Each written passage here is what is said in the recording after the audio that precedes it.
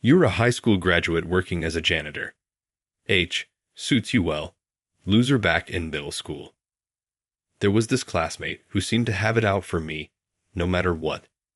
She was a smart girl who even served as a class representative, but she always kept to herself. This girl really disliked me and would pick on me at every opportunity. I had no idea why, but after I pointed something out to her, she completely turned against me. We went our separate ways after high school and lost touch, but I never imagined we'd run into each other at company. Her attitude towards me hadn't changed a bit since middle school. She still looked down on me. "Crawling on the floor and cleaning is just right for you," she said with a mocking laugh in response. My secretary tore up her resume right in front of her. "Leave right now. Did you come to the interview here without knowing anything? My name is Alexander." Pretty cool and old-fashioned, right? Even so, maybe it was hard for kids to call me that, so in kindergarten, everyone called me Alex. Now I'm happily married to a woman I met during high school. We support each other and work together every day. It's busy and tough, but we're living fulfilling days. I wouldn't say I have a cleaning obsession, but I really like to clean. I need to keep not only myself, but also my surroundings clean to be satisfied. Each room has a lint roller ready, and there are 2 trash cans in each room. I can't stand things being left out, and I get restless if things aren't in their proper place. The same goes for my appearance. I hate it if my clothes aren't washed and ironed. Even if a bit of wrinkle is considered stylish for some clothes, I'd iron them. That's why I couldn't accept jeans with intentional damage that were popular for a while. But, of course, coming home tired from work, it's better to be welcomed by a clean room than a dirty one. It's like a trade I was born with, so no matter how tired I am, I never skip cleaning. Cleaning also helps me relieve stress, so it's ultimately for my own good.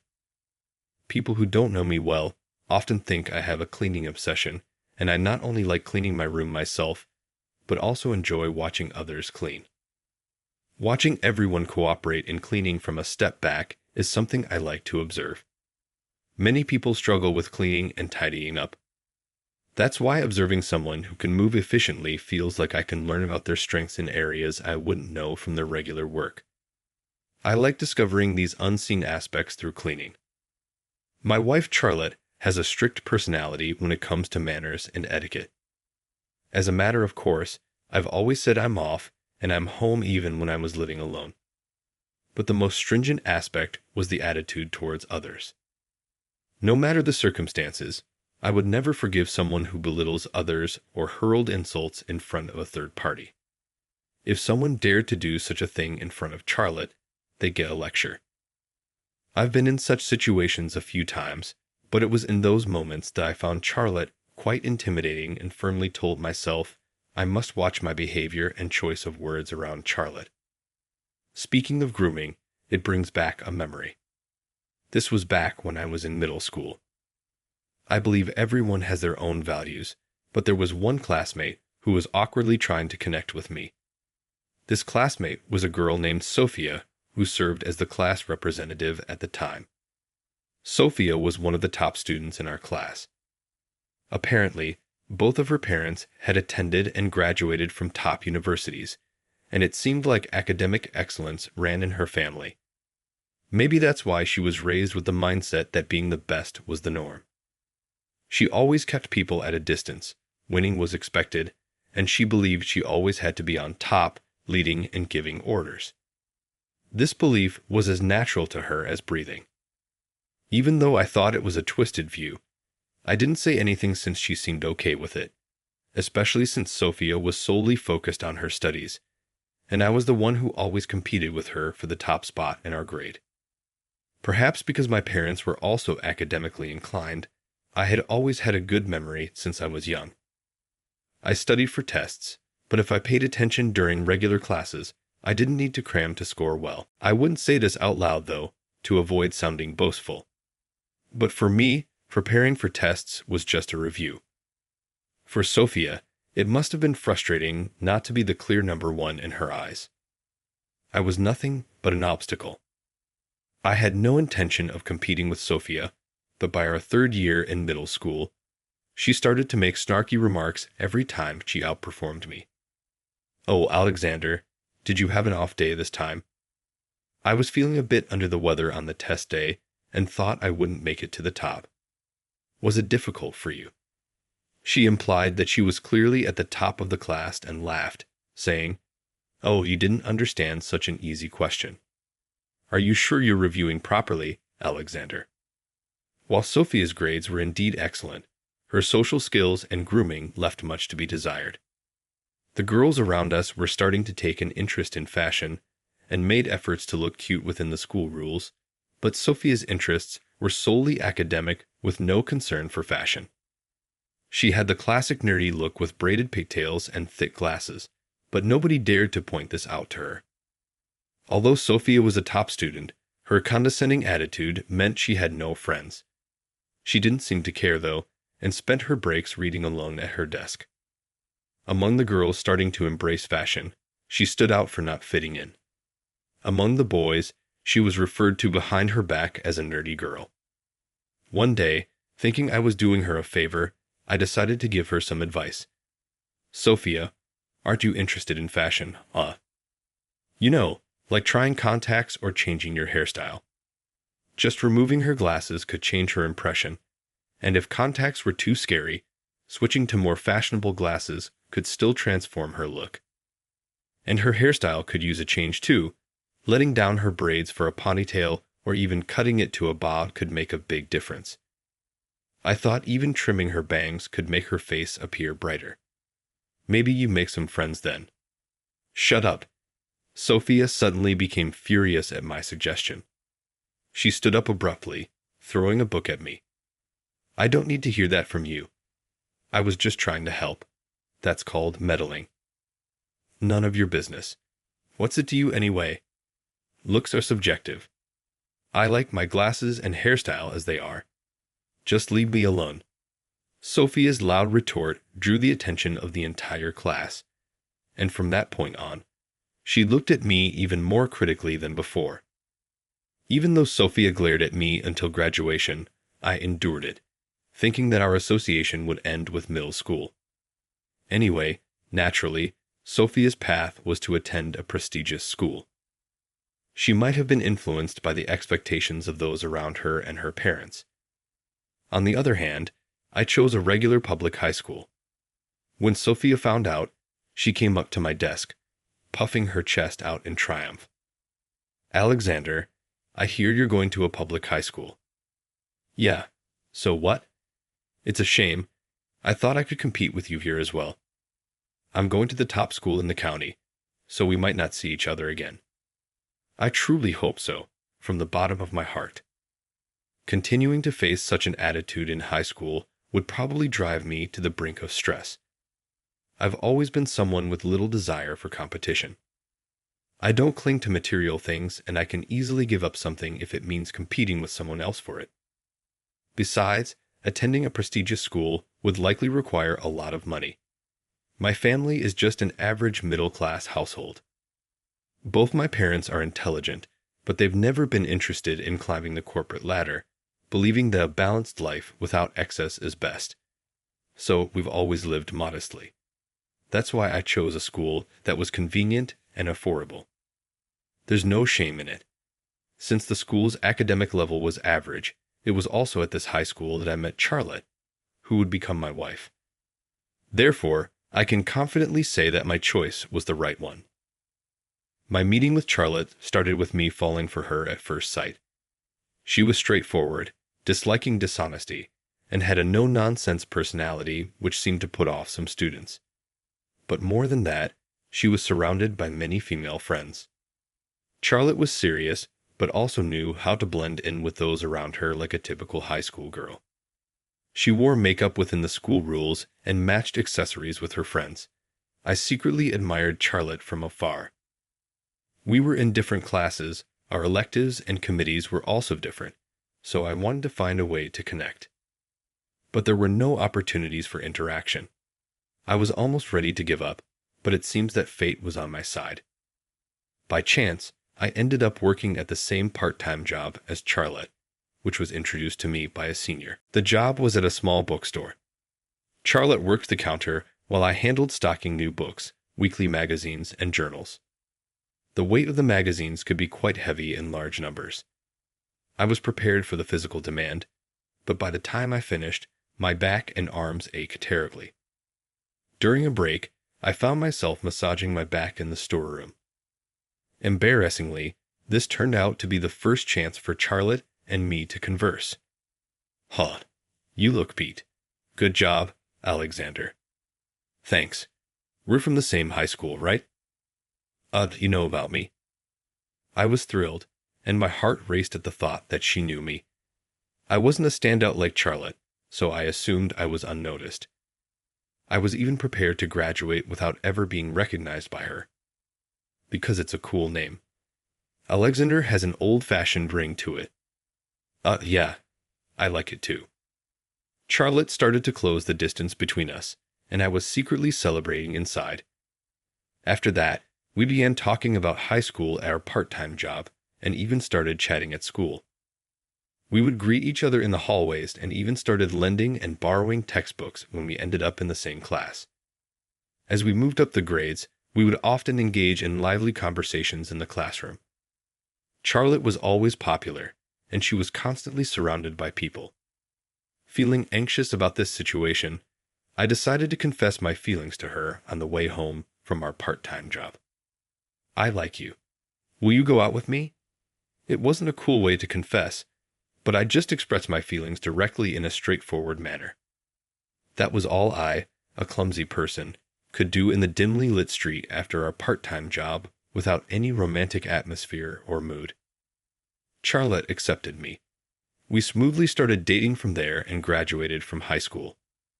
We didn't go on to university together, but instead decided to work at the headquarters introduced by our part-time job manager. Furthermore, the manager acted as a matchmaker, and they were able to get married. Everything seemed to fall into place smoothly since meeting Charlotte, and I cherished my happiness. One day, as I was diligently cleaning at the company as usual, a shadow fell in front of me. Because I was mopping the floor, I could tell from the feet that the shadow belonged to a woman wearing a recruit suit and high heels. And when I looked up to see the face, I was startled. Sophia. It was Sophia, my classmate from middle school, with whom I had lost touch since graduation. It seemed Sophia had started to care a bit more about her appearance compared to back then. Her glasses were now half-rimmed, and she had a fashionable hairstyle held up with a black scrunchie. However, her makeup didn't seem quite right, as if she wasn't used to it or it didn't suit her. "Ha-ha." Sophia looked down at me and chuckled. She puffed up her cheeks, crossed her arms, and lifted the corners of her mouth. "Are you the one crawling around here, Alexander?" "Hey, Sophia. Long time no see. Are you seriously doing this as a job?" "The janitor? Ha-ha. Oh dear, have you fully embraced being a loser?" As Sophia said all this in one breath, I secretly thought to myself, same as ever. She didn't raise her voice, but her condescending attitude hadn't changed. No, it might have even powered up. "Alexander, you didn't pursue further studies even though there are jobs out there, even for high school graduates. Choosing to be a cleaner, isn't that too much to think about? You were my rival during middle school. That's enough." As Sophia continued to look down on me and spew sarcasm, Charlotte's voice sharply cut through. Charlotte's gaze was stern. Even as her husband, I felt a chill run through me at her expression. "What now, Charlotte? In front of a fledgling?" Sophia pulled out a document and showed it to us. It was Sophia's resume, with Sophia written in the name section. Seeing that we had recognized it, Charlotte quickly tore it down the middle. The sound of the paper tearing was followed by more tearing until it was shredded beyond repair. "What are you doing? Do you even realize whom you were talking to?" "Huh, the person cleaning over there. That's our president, Mr. Johnson." "President? Seriously? Coming here without even researching the president of the company you're applying to?" We don't need to interview someone like you. Please leave. Charlotte pointed sharply towards the exit, and inside, I thought, scary. While Sophia was busy studying at university, I had been working hard at the headquarters, learning the ropes from seniors and superiors. Through hard work and gradually improving performance, the president advised me that I was better suited to starting my own business rather than working under someone else. He was truly kind to me until the end, passing on books that inspired him during his own entrepreneurial journey, and even taking me to networking parties with other business owners, introducing me to many valuable contacts. With such support from those around me, Charlotte and I discussed it and decided to start our own company. I was actually aware that Sophia had applied to our company when her application came through.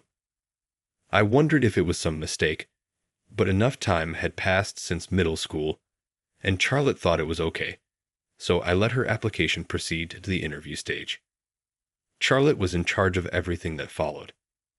I trusted Charlotte's judgment and strictness in manners. She has a keen eye for people. That's why I'd entrusted her with the roles of my secretary and HR director.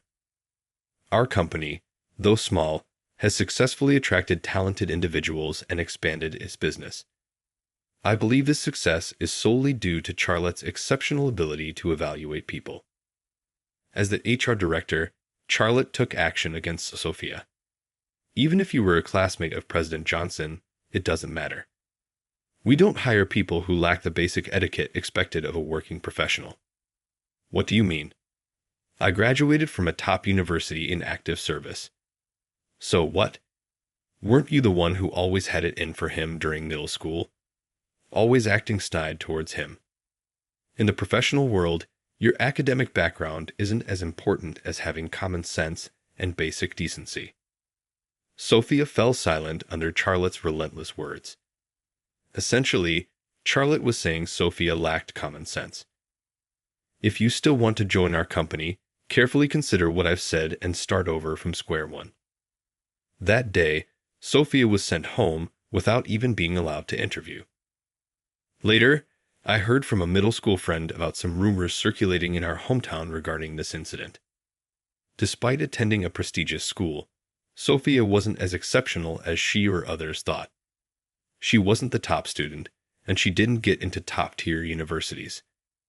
To make matters worse, her younger sister was highly talented and got into one of the nation's top universities straight out of high school.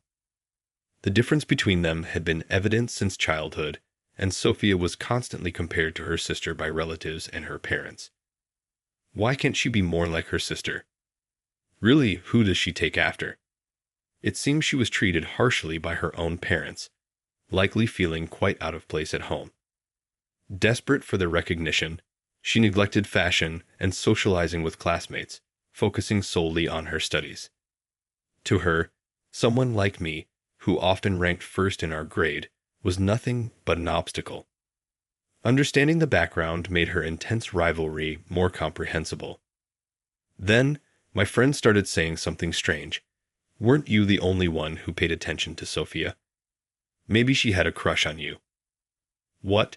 She treated me like trash, you know. Like how kids are mean to those they actually like. That's what was suggested. But the only time I initiated contact with Sophia was when I commented on her grooming. Other than that, it was always Sophia who picked fights with me, and she seemed to have regarded me as an enemy ever since the grooming comment. If what my friend said was true, then Sophia might be even more awkward than I am. Perhaps she had her own way of reaching out, but at the time, I was not comfortable around Sophia and had no interest in romance, so I wouldn't have noticed anyway. Sophia's awkwardness hasn't changed, has it? But I did leave her many hints when I said, "Come back after you've thought it over." I didn't say, "Don't ever come back." She can figure it out if she thinks about it, right? Aha. If she was listening properly in that state, that is. Even though I heard about it from you, I didn't expect it to be that bad. She seemed like someone not used to dealing with people. Faced with Charlotte's sharp assessment, I could only offer a wry smile without a response. Sophia might have been harshly judged by her family, but she was undoubtedly intelligent, with her intellect and capabilities. I hope this experience frees her from her past constraints and helps her rediscover her true potential. Once she comes down, she'll notice the hints Charlotte gave her, and I hope she'll come back for another interview. I sincerely hope that everything moves in a positive direction.